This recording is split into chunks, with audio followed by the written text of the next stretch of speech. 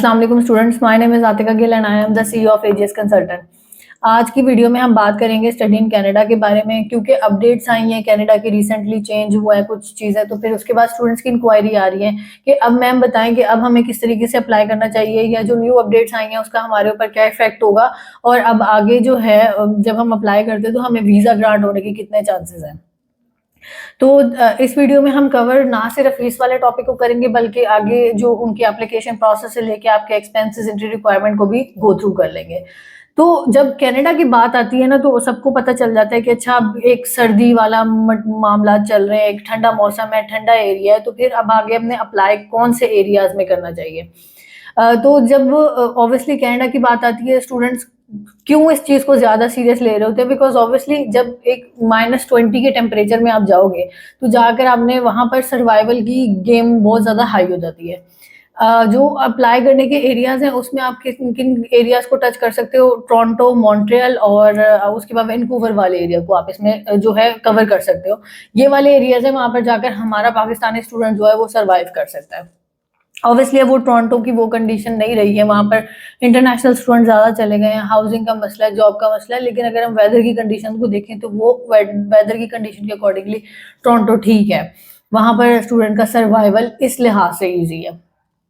फिर उसके बाद हम बात कर लेते हैं कि जो इनटेक्स है, इनटेक्स कौन कौन से होते हैं। नॉर्मली क्या होता है कि आपको वही जैन, मई और सितंबर का जो है वो इनटेक मिलते हैं, लेकिन जनवरी और सितंबर जो है मेन इनटेक है। मई का जो इनटेक है उसमें जो समर इनटेक जिसको हम कहते हैं, वो उसमें आपको बहुत लिमिटेड कोर्सेज, बहुत ज़्यादा समझ लें कि 90 और 10% रेशो के हिसाब से काम चल रहा होता है। 90% आपको कोर्सेज नहीं मिलते, 10% आपको कोर्सेज मिल रहे होते हैं। तो मेनली हम जैन और सितंबर को ही इस पर फोकस कर रहे होते हैं। फिर आ जाती है अब एप्लीकेशन की बात। जब स्टूडेंट एप्लीकेशन प्रोसेस कर रहा होता है ना, तो वो कहते हैं कि जिस तरीके से आबादी हुए हैं इस चीज़ को लेकर कि यूके में 10 यूनिवर्सिटीज़, 12 यूनिवर्सिटीज़ के ऑफर लेटर ले लिया तो ठीक है। लेकिन कनाडा में क्या सिनेरियो है कि कनाडा में जब आपने अप्लाई करवाना है, मोस्टली जो डायरेक्ट एंट्री के स्टूडेंट्स होते हैं जिसमें बैचलर्स और मास्टर्स आ जाता है, फाउंडेशन की मैं बात नहीं कर रही, तो आपको एप्लीकेशन फीस पे करनी पड़ती है इंस्टीट्यूट टू इंस्टीट्यूट। जैसे यूनिवर्सिटी ऑफ वाटरलू है, यूनिवर्सिटी ऑफ एल्बर्टा है, मैकगिल है, ये वाली यूनिवर्सिटीज़ हैं, ये अपनी इनकी एप्लीकेशन फीस होती है। तो ऑब्वियसली जब आपने अप्लाई करना है तो आपने शॉर्ट लिस्ट करनी है यूनिवर्सिटीज़ कि मैं इन यूनिवर्सिटीज़ में अप्लाई करता हूँ, तो मेरी एप्लीकेशन फीस की जो कॉस्ट आती है वो इतनी आएगी। $50 से लेके 125 कनेडियन डॉलर तक यूनिवर्सिटीज़ की जो एप्लीकेशन फीस होती है वो कॉस्ट कर रही होती है। फिर आ जाती है बात कि जो आपका फाउंडेशन ईयर है और बैचलर्स है और मास्टर्स है, इनके लिए आपकी जो फीस की कॉस्ट पर ईयर क्या पड़ रही होती है। जो फाउंडेशन वाला स्टूडेंट है ना, उसकी आ रही होती है अप्रोक्सीमेटली 15,000 से लेके 20,000 कनेडियन डॉलर तक। जो बैचलर्स का स्टूडेंट्स है उसको भी अप्रोक्सीमेटली पड़ रही होती है 25 जो अगर आपने अच्छी यूनिवर्सिटीज में अप्लाई करना है तो 25 से लेके ये आ जाती है आपकी 35,000 कनेडियन डॉलर्स तक। और जो आ जाती है बात पोस्ट ग्रेड की, उसमें फिर आपको अगर आप कॉलेजेस से लेके आप यूनिवर्सिटीज तक जाते हो, फिर उसमें वो कॉलेजेस भी थोड़े से वो उस तरीके के होते हैं जिनकी बजट फ्रेंडली जो होती है फीस होती है वो होती है, तो वो अप्रोक्सीमेटली आपको पड़ जाती है 15,000 कनेडियन डॉलर से लेके 35 तक। तो ये ओवरऑल जो होता है ये एक्सपेंस होता है। बाद में इसके अलावा आपको एक मेडिकल करवाना पड़ता है, वो आपकी 38,000 पीकेआर तक आ जाता है, उसमें आपकी कॉस्ट आ जाती है। जो आपकी वीज़ा फीस होती है वो आपकी 600 सॉरी इंश्योरेंस जो है वो आपकी 600 से 900 के बीच में फॉल कर रही होती है। तो ये सारा तो हो गया जो आपका एक्सपेंस होता है। एक्सपेंस के बाद हम बात कर लेते हैं कि एंट्री रिक्वायरमेंट की क्या कंडीशन होती है। जो एंट्री रिक्वायरमेंट है, जीआईसी के ऊपर भी क्वेश्चंस आएंगे स्टूडेंट्स के, लेकिन मैं जीआईसी को एंड में लेके जाऊंगी बिकॉज ऑब्वियसली हमने उसके ऊपर बात एंड में करनी है कि एसडीएस और नॉन एसडीएस वाला क्या सिनेरियो है। फिर अब आ जाते हैं हम एंट्री रिक्वायरमेंट के ऊपर। अब जो एंट्री रिक्वायरमेंट है ना, वो जो फाउंडेशन के स्टूडेंट्स की है, वो पाकिस्तान के जो 50 से 60% के बीच में उसको फाउंडेशन ईयर मिल जाता है। कनाडा में स्टूडेंट्स का एक बड़ा ये भी होता है कि गैप ईयर है तो गैप ईयर के साथ अप्लाई हो जाएगा, तो गैप ईयर वाला स्टूडेंट कनाडा एक्सेप्ट नहीं करता। यूके फिर 2-3 साल का होता है, एक्सेप्ट कर लेता है, मतलब 2 साल वाले स्टूडेंट्स को वो फाउंडेशन ईयर दे देता है। लेकिन कनाडा में अगर आपका गैप ईयर ना हो तो ही बेहतर है, वो इन चीज़ों को ज़्यादा अच्छा नहीं समझते, जैसे ऑस्ट्रेलिया में भी नहीं समझा जाता। तो अब आ जाती है कि एंट्री रिक्वायरमेंट वही 50-60%, आइल्स आपका 5.5 नो लेस देन 5 है तो आपको फाउंडेशन ईयर में एडमिशन मिल जाता है। अगर आपकी 75% प्लस है या 75 है, तो कुछ इंस्टीट्यूट 65 पे भी दे देते हैं, मोस्टली 75 प्लस परसेंटेज है। और आपका ओ लेवल्स में जो है 5 ग्रेड्स 5 ए हैं, बी हैं, और उसके साथ आपका ए लेवल्स में अगर आपके 2A और 1B है तो फिर आपको डायरेक्ट एंट्री बैचलर्स में मिल जाती है। अब उसके बाद आ जाती है बात कि जो इसमें आर्ट्स की रिक्वायरमेंट है वो आपको 6 नो लेस देन 5.5 रिक्वायर्ड है।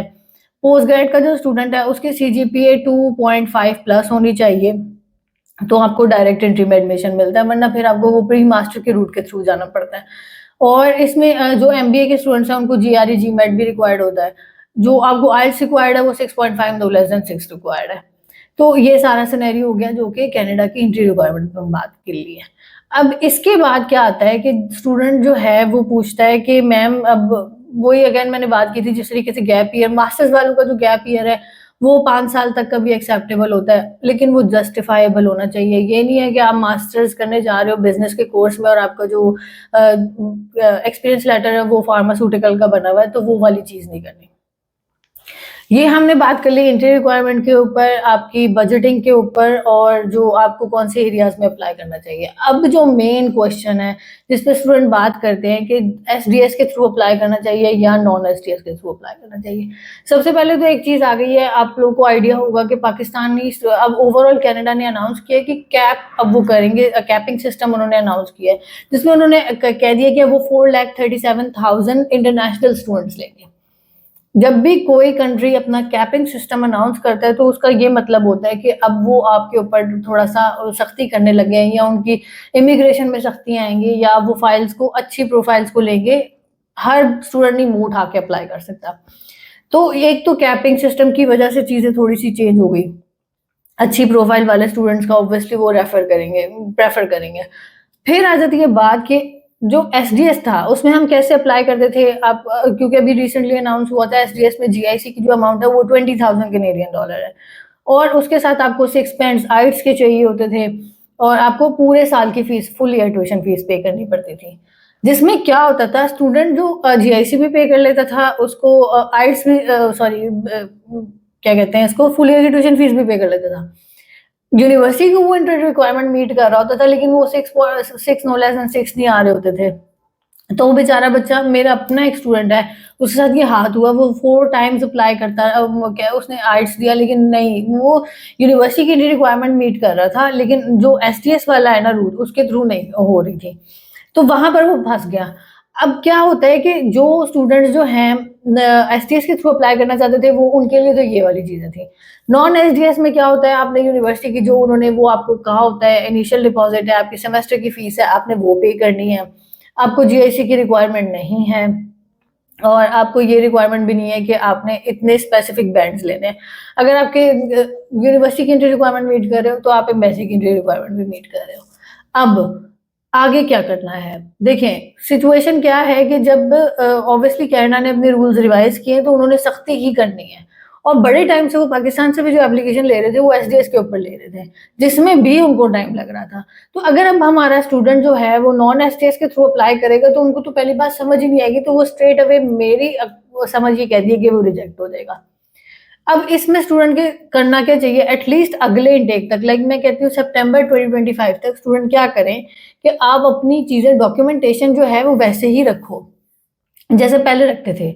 आप अभी भी GIC परचेज करो, आप अभी भी अपनी ट्यूशन फीस जो है फुल ईयर की वो पे करो। आर्ट्स में ऑब्वियसली वो वही वाली चीज है कि अगर आप यूनिवर्सिटी का ओके है तो फिर आप इधर आर्ट्स अपना चला दो।